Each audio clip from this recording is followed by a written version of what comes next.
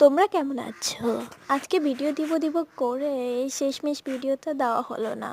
এটা হলো পুর্তলিকার ফুল না আসায় আমি একটা জিনিস ব্যবহার করি, ভাবলাম তোমাদের সঙ্গেও শেয়ার করে ফেলি। তো জিনিসটা আর কিছুই না, আমাদের চা পাতা রান্না করাও ভালো, আবার এমনিতে গাছের জন্যও ভালো, খুবই উপকারী।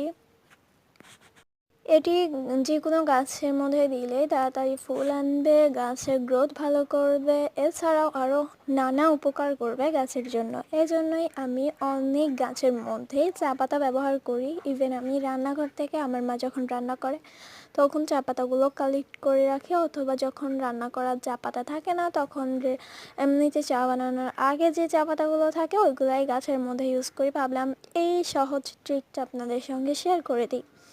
তো আপনারা পানি দিয়ে লিকুইড করেও দিতে পারেন। আমি এমনিতেই শুকনোটাই দিচ্ছি, যে কোনো গাছের গোড়ায় খুঁড়ে মাটিটাকে ঝুরঝুরি করে এরপরেই চা পাতাটা ইউজ করবেন। আল্লাহ হাফিজ।